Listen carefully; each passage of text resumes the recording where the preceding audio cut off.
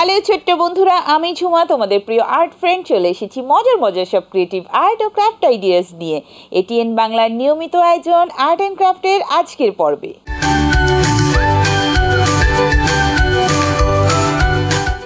বন্ধুরা, আজ আমাদের আর্ট অ্যান্ড ক্রাফট সেটে আমার সাথে আছে দুজন ছোট্ট বন্ধু, বিরল এবং আদিত্রি। হ্যালো। হ্যালো আপু, কেমন আছো তুমি? আমি ভালো আছি, তোমরা কেমন আছো? আমরাও ভালো আছি। চলো তবে আমরা অনুষ্ঠান শুরু করি। ঠিক আছে আপু।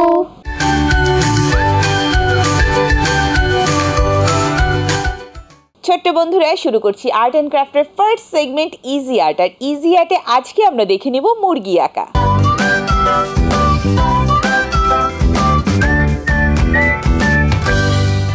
মুরগি পছন্দ না মোরগ পছন্দ? মুরগি। মুরগি কেন? ডিম দেয় তাই? আচ্ছা, আমরা তো আর্ট অ্যান্ড ক্রাফটে আগে একবার মোরগ আঁকা দেখিয়েছি, আজকে আমরা দেখাবো মুরগি আঁকা। চলো আমরা মুরগি আঁকায় চলে যাই। ঠিক আছে, ঠিক আছে। মুরগি কি রঙের হয় বলতে পারো? সাদা, লাল, নীল। নীল একটু কমই হয় তাই না? আর হলুদ হয় হচ্ছে মুরগির ছানাগুলো হলদে রঙের হয় তাই না? আর যখন মুরগি বিভিন্ন রঙের হয়, সাদা লাল হয়, কালো লাল হয়, এবং এখন যেটা খুব বেশি দেখা যায় সেটা হচ্ছে বাদামি বা সোনালী রঙের মুরগি তাই না? চলো আমরা তাহলে আজকে সাদা, কালো এবং হালকা সোনালী মিক্সড একটা মুরগি আঁকবো। আমরা শুরুতে মুরগির ঠোঁটটা এঁকে নেই। মোরগ এবং মুরগিকে আলাদা করার একটা উপায় আছে। কি উপায় বলো তো? আপু, মোরগের ঝুঁটি থাকে। হ্যাঁ, মুরগিরও ঝুঁটি থাকে। মোরগের ঝুঁটিটা বড় থাকে, মুরগির ঝুঁটিটা ছোট থাকে। মোরগের লেজ অনেক বড় থাকে, মুরগির লেজ ছোট থাকে। আচ্ছা, আমরা ঠোঁটটা এঁকে নিলাম এবং ঠোঁটের নিচেও কিন্তু একটা ঝুঁটির মতো অংশ থাকে তাই না? এরকম আর একটা অংশ থাকে মাথার উপরে। কিন্তু এই ঝুঁটিটা একটু ছোট হয়। এটাই যদি মোরগ হতো এই ঝুঁটিটা অনেক বড় হতো। এইখান থেকে মাথার পেছনের অংশটা আসবে, এখানটাতে ডানার অংশটা আসবে,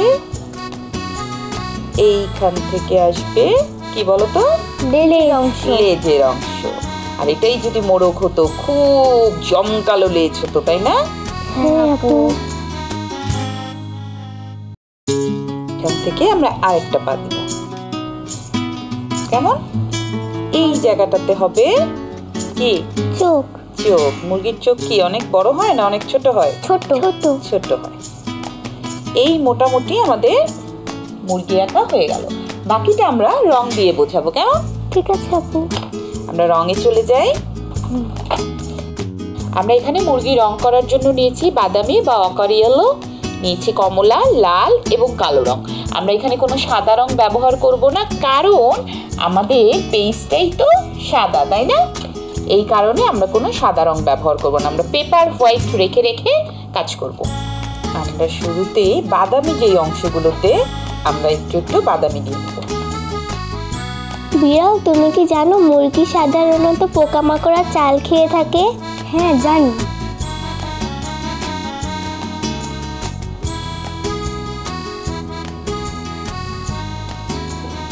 এবারে বাদামির সাথে আমরা মিশিয়ে সামান্য কমলা রংটা দিব।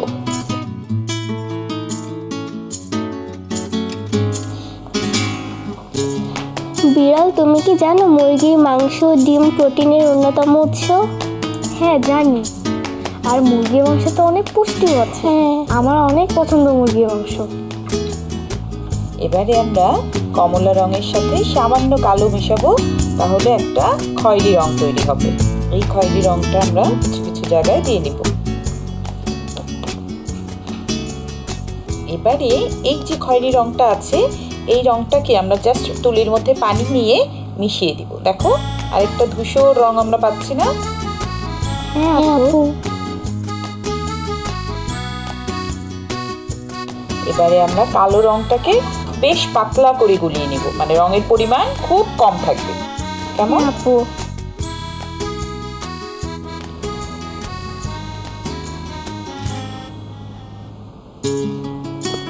এবারে যে সাদা অংশগুলো আছে এই সাদা অংশগুলো আমরা মিশিয়ে দিব। আমরা পেপার হোয়াইটই রাখবো, রেখে পানি দিয়ে একটু ব্লেন্ড করে দিব।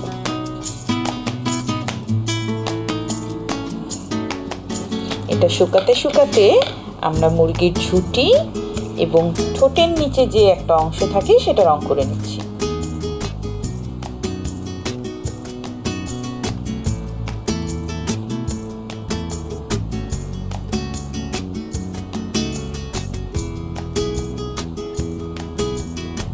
এবারে আমরা কালো রং নিয়ে নিব। কালো রং নিয়ে এই যে আমরা লাইট কালার করেছি এটার মাঝে মাঝে কালোটা দিয়ে দিব। কোথাও কোথাও আমরা লাইট রংটাও রেখে দিব।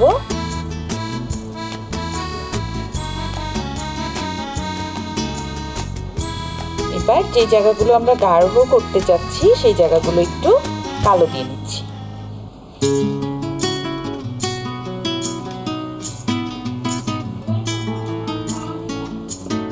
আপু, আমি মুরগি নিয়ে একটি রাইম জানি, বলি? হ্যাঁ। I had a little hen, the prettiest ever seen. She cooked me the dishes and cleaned the house. বাহ, দারুণ। এবারে মুরগির পুরো শরীর তো লোমে ঢাকা থাকে, তাই না? পালকে আসলে এই পালক পালক অংশটা বোঝানোর জন্য আমরা তুলির টেক্সচারটা এখানে ব্যবহার করছি। এখন মনে হচ্ছে না যে গা পালকে ভরা? চিকন চিকন পালক, এইটা আমরা একটু বুঝিয়ে দিব। এই জায়গাটা শুকানোর পরে আমরা এই জায়গাটাতে আর একটু কালো দিব।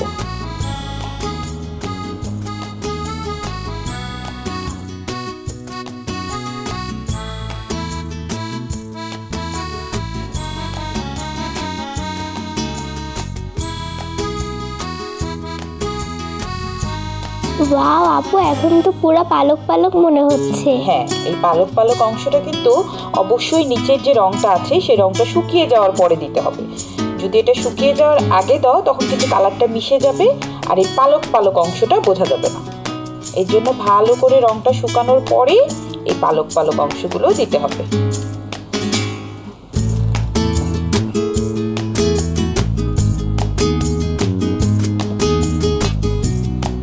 এই জায়গাটা এখনো শুকায়নি। এই জায়গাটা যখন ভালো করে শুকিয়ে যাবে তখন আমরা ডানাটাকে আরেকটু ডিটেইল করব। অদিতি, তুমি কি জানো মুরগির চেয়ে মোরগরা সাইজে একটু বড় হয়? হ্যাঁ, জানি তো। এবং গায়ে পালকও বেশি হয়, তাই না? হ্যাঁ আপু। আচ্ছা বিড়াল, তুমি কি জানো মুরগি মাটিতে বাস করে? হ্যাঁ জানি। তবে তারা কিন্তু ছোটখাটো গাছের ডাল, একটু উঁচু জায়গায় কিন্তু তারা উড়াল দিতে পারে। হ্যাঁ। পায়ের মধ্যে একটু বাদামি রংটা দিয়ে নিব।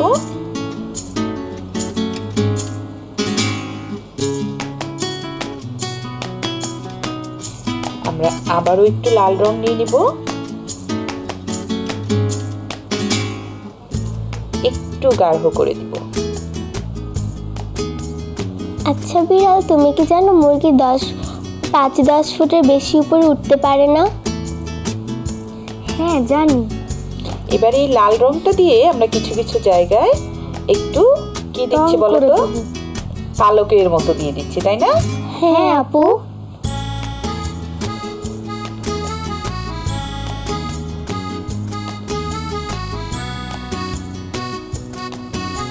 এগুলো কি দিচ্ছে? পালকের অংশ, তাই না? হ্যাঁ আপু।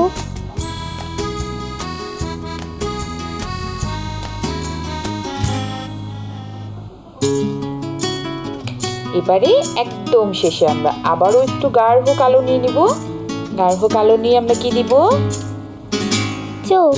হ্যাঁ, মুরগির চোখটা আমরা দিয়ে নিব।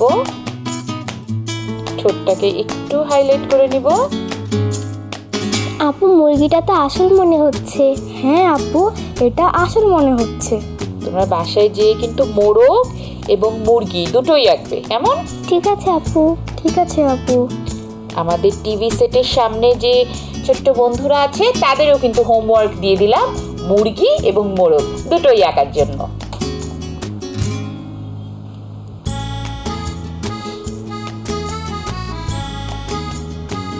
আমরা এখন একদম ফিনিশিং টাচ দিচ্ছি।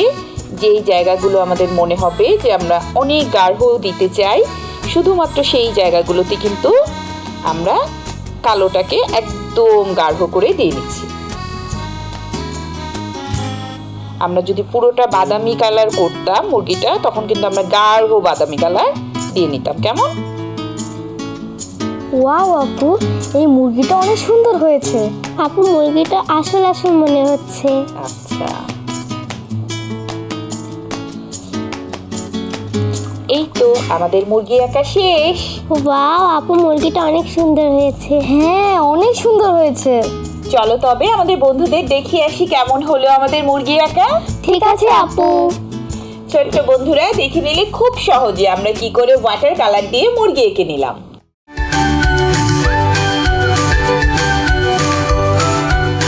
বন্ধুরা, আর্ট অ্যান্ড ক্রাফটের সেকেন্ড সেগমেন্ট ক্রিয়েট উইথ ফানে আজকে আমরা তৈরি করব কাগজ দিয়ে সাপ।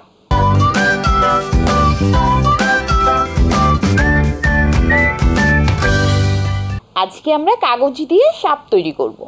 তো এই সাপ তৈরির জন্য আমরা সবুজ রঙের একটু ভারী যে কাগজ সেটা নিয়েছি।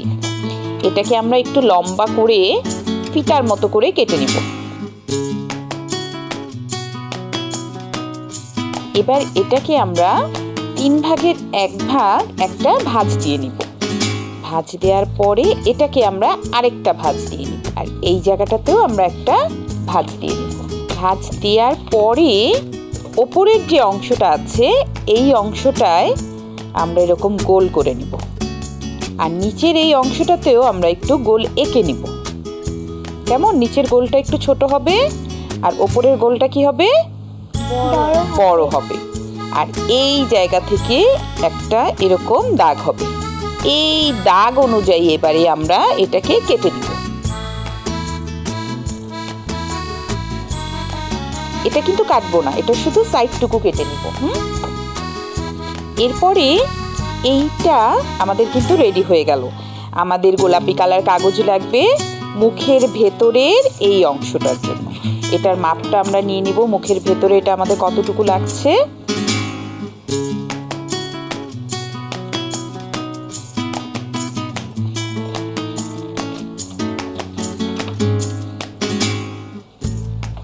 এই অংশগুলো একটু গোল করে কাটা না, একটু গোল করে কেটে দিচ্ছি। এই যে দেখো, আমরা একটু মাপ দিয়ে দেখতে হবে ঠিক আছে কিনা। যদি আমাদের একটু ছোট বড় মনে হয় সেক্ষেত্রে আমরা একটু কেটে নিব। আচ্ছা বিড়াল, তুমি কি জানো সাপ বুকে ভর দিয়ে চলে, অর্থাৎ সাপ সরীসৃপ প্রাণী? হ্যাঁ জানি। তোমরা কি জানো সাপ কি দিয়ে শুনতে পায়? কি দিয়ে? জিহ্বা দিয়ে। সাপের কিন্তু কান নেই। সাপ সমস্ত কথা, শব্দ সবকিছু শোনে জিহ্বা দিয়ে। তাই? হ্যাঁ। এই যে আমরা মুখের ভেতরের এই অংশটা একটু আটকে নিব।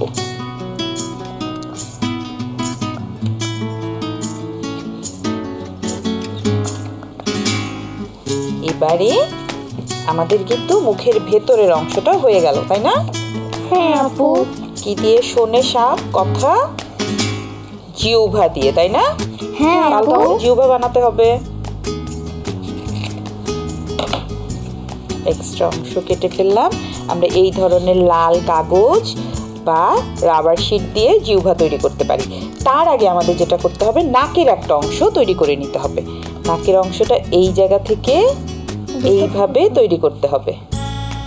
এই অংশটা আমরা একটু মজা করার জন্য এন্টি কাটারের সাহায্যে এই অংশটা আমরা কেটে দিব, কিন্তু খুব সাবধানে কাটতে হবে, কোনোভাবেই যেন হাতে লেগে না যায়। আমরা যখন কাগজটাকে সাইড থেকে কাটবো তখন এন্টি কাটারটাকে বড় করে নিব, আর যখন আমরা কোনো অংশ ভেতর থেকে কাটবো তখন অবশ্যই এন্টি কাটারের মাথাটা ছোট করে নিতে হবে, না হলে কিন্তু অ্যাক্সিডেন্ট হয়ে যাবে। আমরা এখান থেকে খুব সাবধানে এটাকে গোল করে কেটে নিব। এই যে দেখো, দেখেছো? এই অংশটা একটু এরকম উঁচু হবে। এই অংশটাতে আমরা দুটো নাকের যে ছিদ্র থাকে সেই অংশটা দিয়ে নেব, আর জিহ্বাটাও আমরা এই ভেতর থেকে সেট করে নেব। আমরা জিহ্বাটা সরাসরি কেটে নিব। আচ্ছা বিড়াল, তুমি কি জানো পৃথিবীতে যত ধরনের সাপ আছে তার থেকে সামুদ্রিক সাপের সংখ্যা বেশি? হ্যাঁ জানি। এবং সাপের কিন্তু একটা বৈশিষ্ট্য আছে, সাপকে যদি কেউ বিরক্ত না করে সাপ কিন্তু কাউকে ছোবল দেয় না, সেটা জানো? হ্যাঁ। এই যে দেখো, এখান থেকে আমরা কি করব, সাপের জিহ্বা দিয়ে নিব। এই জিহ্বাটা আমরা সেট করে নিব। এখানে একটু গ্লু গানের সাহায্যে আমরা জিহ্বাটা সেট করে নিব। আমাদের জিহ্বা সেট করা হয়ে গেছে।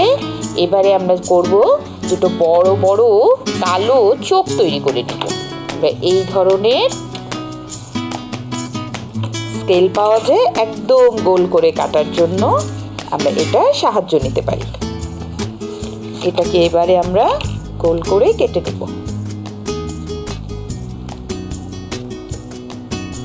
বিড়াল, তুমি কি জানো বিষাক্ত সামুদ্রিক সাপের প্রায় 7টির মতো প্রজাতি রয়েছে? হ্যাঁ জানি। আমরা চোখের জন্য দুটো সাদা অংশ কেটে নিলাম, দুটো বড় সাদা কেটে নিলাম, তারপরে দুটো মাঝারি কালো কেটে নিলাম। এবারে পাঞ্চিং মেশিনের সাহায্যে আমরা আরো কিছু ছোট ছোট সাদা কেটে নেব।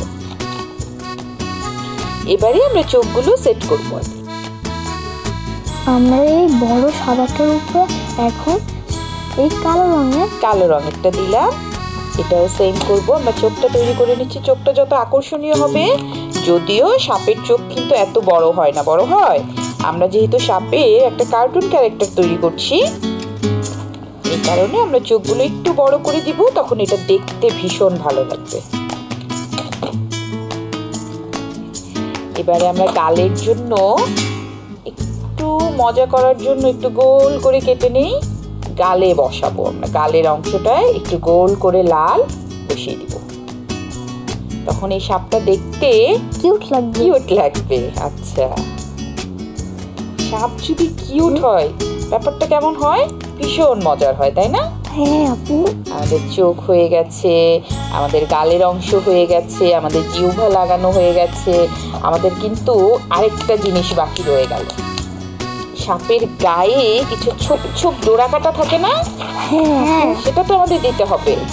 সেটা যদি আমরা হলুদ রং দিয়ে দেই তাহলে বেশি সুন্দর লাগবে। হ্যাঁ, আমরা সেই ডোরা কাটার জন্য হলুদ রঙের কাগজ নিয়ে নিলাম।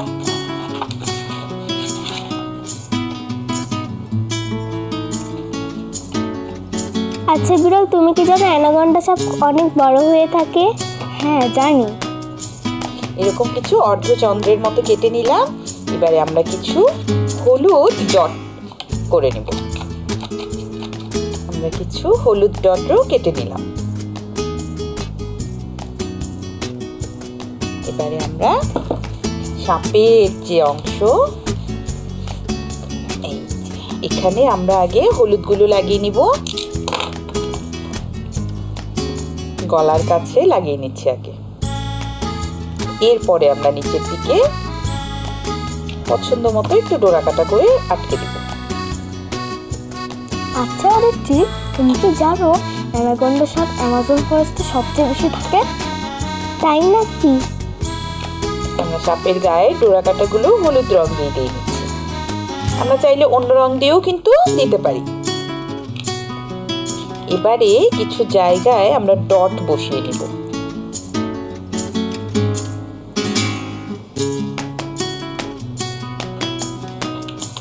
এইভাবে কিছু আমরা ডটও দিয়ে দিব।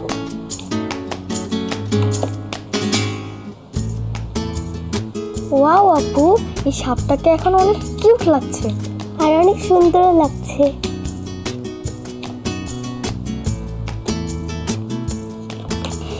এবার আমরা আমাদের চোখটা দিয়ে দেবো। তার আগে আমরা মাথার কাছেও কিছু ডট দিয়ে নিচ্ছি, তাহলে ওদেরকে বেশি কিউট লাগবে। কারণ বডির মতো তো মাথাটাও হয়। এবারে আমরা চোখ দুটো সেট করে নিব। ঠিক আছে আপু। একটা চোখ হবে এই জায়গায়, আরেকটা চোখ হবে এই জায়গায়।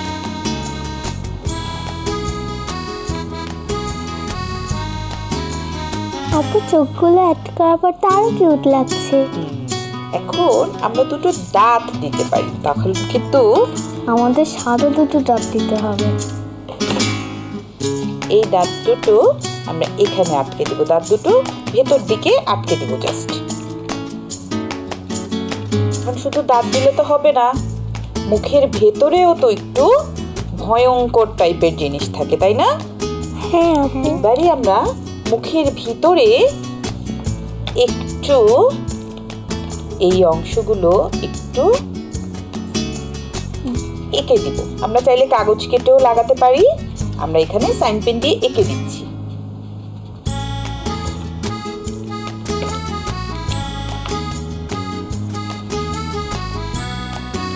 মুখের ভিতরের অংশ কিন্তু হয়ে গেল। এবারে জাস্ট এই দুই পাশে আমরা দুটো ফোল্ডারের মতো করে নিব। এই ধরনের দুটো কাগজকে এইভাবে ভাঁজ করে এখানে একটা আটকে নিব, এই নিচের অংশে আমরা আরেকটা আটকে নিব। এটা কেন আমরা তৈরি করলাম জানো? এটা তাহলে আমরা কোনো জায়গায় ঝুলাতেও পারবো। হ্যাঁ, ঝুলাতে তো পারবোই, আমরা এখান দিয়ে আঙুলের সাহায্যে এই সাপটা দিয়ে খেলাও করতে পারবো। বাহ আপু, এটা তো অনেক ভালো। হ্যাঁ, এটা অনেক সুন্দর হয়েছে। হ্যাঁ, আবার যদি চাই এখান থেকে সুতা ঝুলিয়ে আমরা এটা কোথাও ঝুলিয়েও রাখতে পারি। বন্ধুরা দেখে নিলে খুব সহজে কাগজ দিয়ে আমরা কি করে সাপ তৈরি করে নিলাম।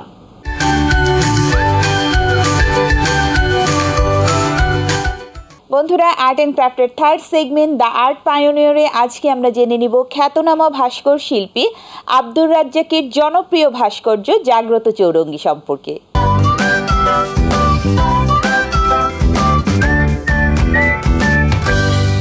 খ্যাতনামা শিল্পী আব্দুর রাজ্জাকের একটি জনপ্রিয় ভাস্কর্য হচ্ছে জাগ্রত চৌরঙ্গী। তোমরা কি জানো জাগ্রত চৌরঙ্গী একটি মুক্তিযুদ্ধ ভিত্তিক ভাস্কর্য? না না আপু। চলো তবে আমরা জাগ্রত চৌরঙ্গী সম্পর্কে স্ক্রিনে দেখে আসি। ঠিক আছে আপু।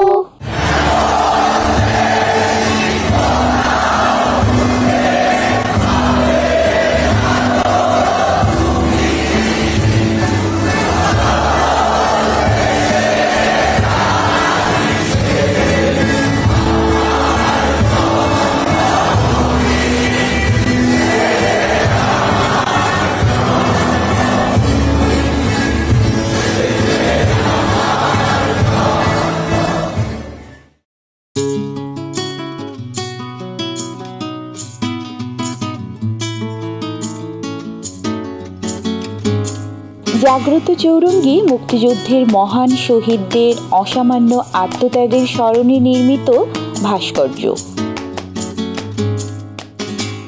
যা 1973 সালে ভাস্কর আব্দুর রাজ্জাক নির্মাণ করেন। মুক্তিযুদ্ধের প্রেরণায় নির্মিত এটিই প্রথম ভাস্কর্য। ভাস্কর্য এক ধরনের ত্রিমাত্রিক শিল্পকলা বিশেষ। বিভিন্ন পুতুল, মাটির জিনিসপত্র ইত্যাদি ভাস্কর্যের উদাহরণ। যিনি প্রস্তরাদি, কাঠ ইত্যাদি দিয়ে মূর্তি বা ভাস্কর্য নির্মাণ করেন তাকে ভাস্কর বলা হয়। মূল ভাস্কর্য নির্মাণের পূর্বে ক্ষুদ্রাকার ত্রিমাত্রিক যে মডেল তৈরি করা হয় তাকে ভাস্কর্যের ম্যাকেট বলে। 1971 সালের 19 মার্চের আন্দোলন ছিল মুক্তিযুদ্ধের সূচনা পর্বে প্রথম সশস্ত্র প্রতিরোধ যুদ্ধ। আর এই প্রতিরোধ যুদ্ধে শহীদ হুরমত উল্লাহ ও অন্যান্য শহীদদের অবদান এবং আত্মত্যাগকে জাতির চেতনায় সমুন্নত রাখতে জয়দেবপুর চৌরাস্তার সড়ক দ্বীপে স্থাপন করা হয় দৃষ্টিনন্দন ভাস্কর্য জাগ্রত চৌরঙ্গী। এই ভাস্কর্যটির বিশিষ্টতা হল ডান হাতে গ্রেনেড, বাঁ হাতে রাইফেল, লুঙ্গি পরা, খালি গা, খালি পা আর পেশিবহুল এ ভাস্কর্যটির অবস্থান গাজীপুর জেলার জয়দেবপুর চৌরাস্তার ঠিক মাঝখানে সড়ক দ্বীপে। ভিত বা বেদি সহ জাগ্রত চৌরঙ্গীর উচ্চতা 42 ফুট 2 ইঞ্চি। 24 ফুট 5 ইঞ্চি ভিত বা বেদির ওপর মূল ভাস্কর্যের ডান হাতে গ্রেনেড ও বাঁ হাতে rifle. Concrete, grey cement, white cement ইত্যাদি দিয়ে ঢালাই করে নির্মিত এ ভাস্কর্যটিতে 16 ইস্ট বেঙ্গল রেজিমেন্টের 3 নম্বর সেক্টরের 100 জন ও 11 নম্বর সেক্টরের 107 জন, মোট 207 জন শহীদ সৈনিক ও মুক্তিযোদ্ধাদের নাম উৎকীর্ণ করা আছে। বর্তমানেও এই ভাস্কর্যটি মুক্তিযুদ্ধের চেতনাকে জাগ্রত রাখতে সমুজ্জ্বলভাবে মাথা উঁচু করে দাঁড়িয়ে আছে চৌরাস্তার মোড়ে।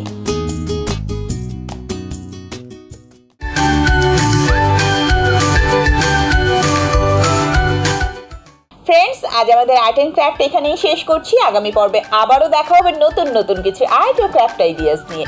সেই পর্যন্ত সবাই ভালো থেকো, সুস্থ থেকো। এটিএন বাংলার সাথেই থেকো। Bye bye.